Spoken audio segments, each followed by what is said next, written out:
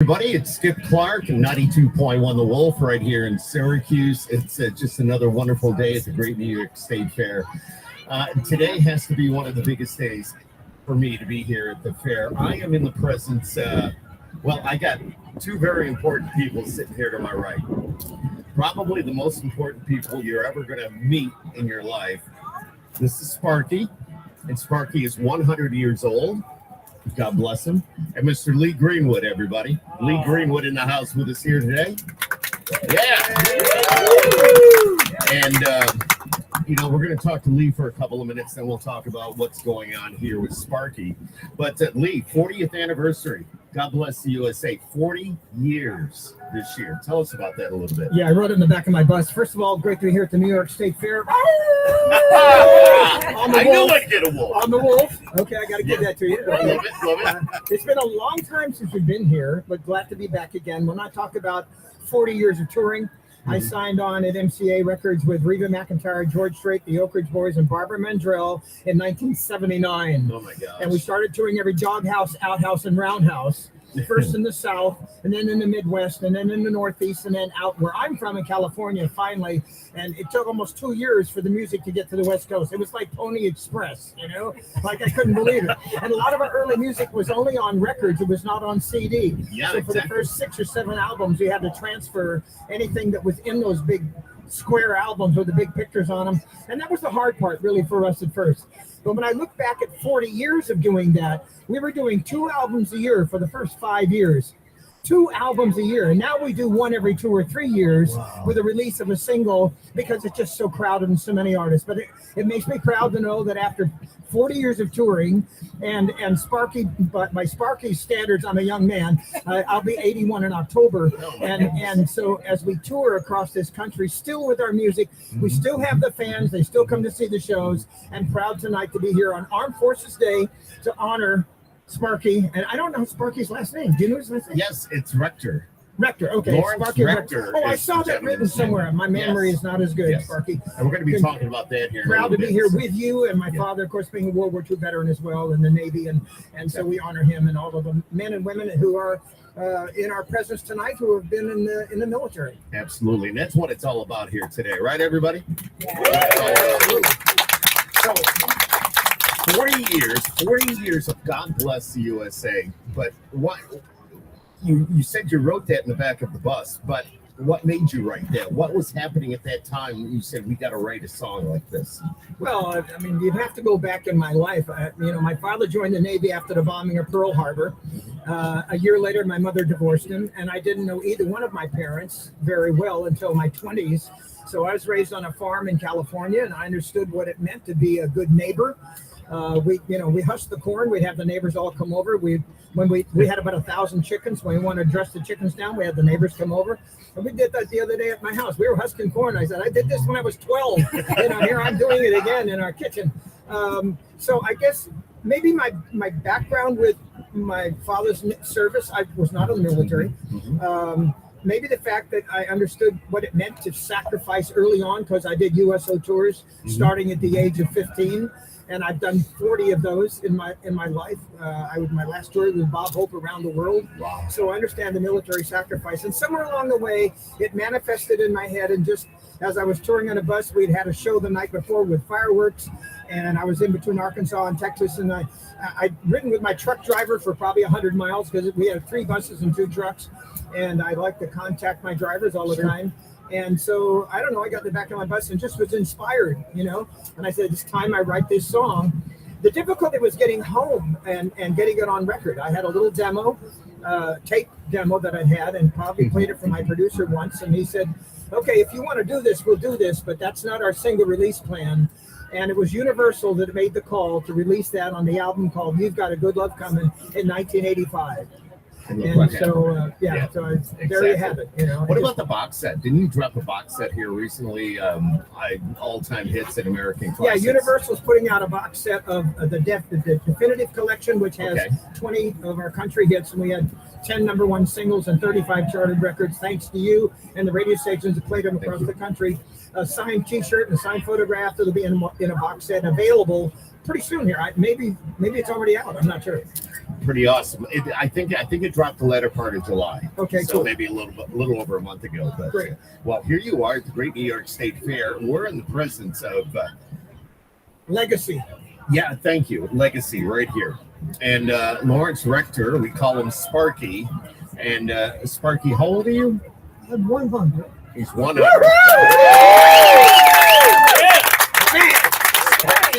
Sparky is, he received a Purple Heart. He's got 3 battle stars. He's been there and back again. And Sparky is being honored today with Lockheed Martin and Lee Greenwood at about 5 o'clock this afternoon, which is coming up here rather quickly. Tell us a little bit about your time, your service there, Sparky. What can you recall? Well, I was young. I was 19 like everybody else.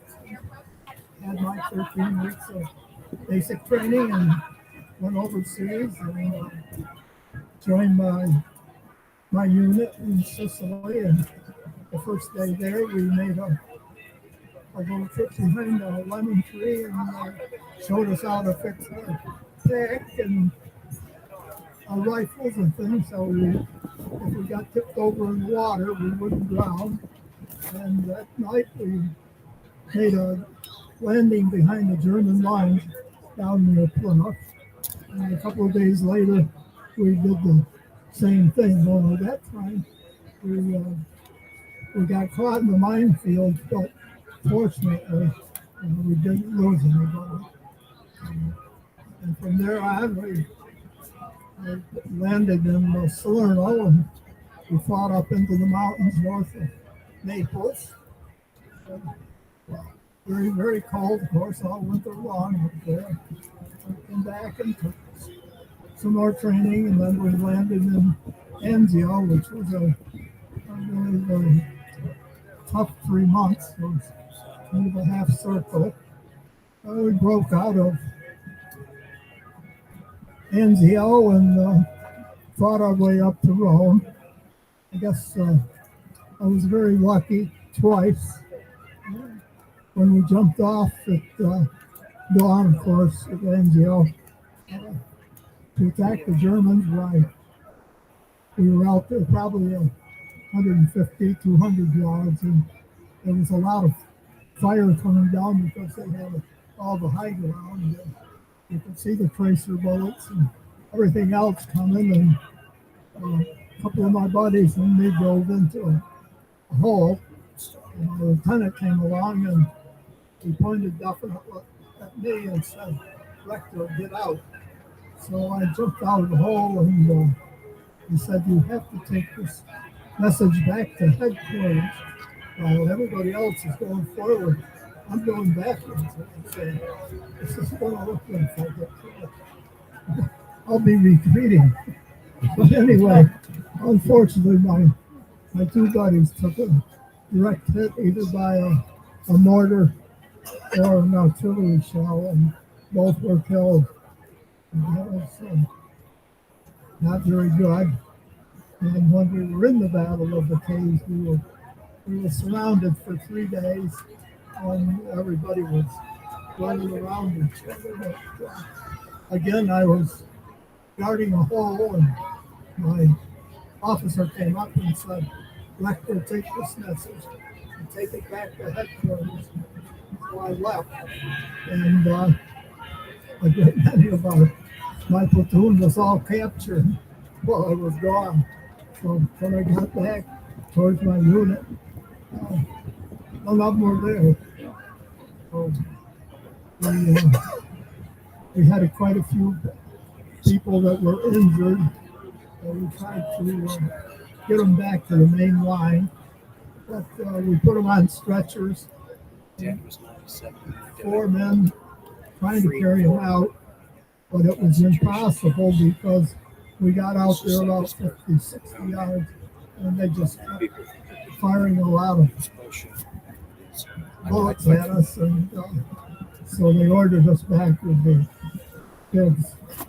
So we had to take them back, and when they said you're on your own. Jeez. Trying Wow. to get back to your own line if you can. So we became good hurdlers over barbed wire because of the way we went.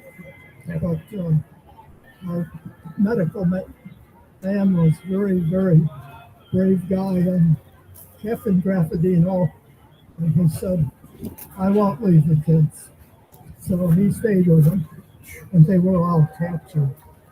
And when we got up towards Munich, actually we were in Munich in the railroad yards, and we found quite a few of our guys were prisoners, and they were working in the railroad. So it was nice to find out that they were still alive and still going. That's a Excellent. heck of a story. Wow. Really makes you think There's a got to little be bit. a lot more, but Yeah. you know, I'd sit and listen for hours to that. Yeah. I got the goosebumps. Me too. I'm sure there are some veterans out there with wonderful stories, particularly when But they, nobody can tell it like you're telling it right now. Well, I can't believe you lived it. No, and you lived it. And how did you get the name Sparky? Well, that's an interesting story, but I'm not sure true or not. I was born here in Syracuse. So my mother said the babysitter walked by my crib and looked in one morning and said, "My, what sparkly eyes he has." So she said, they started calling me Sparky. So I love it. I love it's it. a good story. Whether name it's has been true or with not, you. I don't know. Yeah. It used to, Well, it was true, I'm sure. it used to drive faculty members. I taught in Mexico for 30 years. It used to drive some of the older teachers crazy because the kids all called me Sparky. They were never being disrespectful. It was just the We way love you, Sparky. That's all I can tell you. We love you. It's cool. Lee Greenwood sitting here with me. We have Lawrence Rector. We call him Sparky. And just before we wrap this up today, I do want to bring somebody into the picture here. And Chandra Marshall, who is the vice president of Loretto. I don't know if we can, everybody can hear you. It's just that the camera's pointed the other way. But and tell us a little bit about your mission and what we're doing here at the fair today. Yeah, so this is our second year at the fair honoring a hometown hero. Our mission at Lockheed Martin is to make sure that we develop high technology products to make sure that people like Sparky and other folks come home safely to their families. That's our mission. It's extremely important to me, both personally and professionally. I have tons of family members that serve the country, and so it's very personal for me. It's very special to be able to honor someone like Sparky here today. Well, thank you to you. Thank you to Lockheed Martin. It's just great to have you in our neighborhood doing what you do as a company, as a corporation, and supporting people and giving back to individuals like Sparky. And of course, Mr. Lee Greenwood hanging out with us today for this great little conversation. And God bless the USA. And here's a good example of it right here. 40 years ago, going back to where we started, 40 years ago, this man put that song on the radio. 40 years later, it's still right here in everybody's heart, and it's not going anywhere soon. I want y'all to give it up for Mr. Lee Greenwood. I want y'all to give it up for Sparky. Thank you for watching, everybody. And of course, this will be on our socials as well. If you want to go back and look at it, just go to 921 FM The Wolf. So thank you for coming out. Enjoy. 5 o'clock, we have the ceremony over there on the big stage. God bless you all. Thank you, Lee, for being You're welcome. here. I'm going to go get ready for the show. Yes. And the presentation. Yes.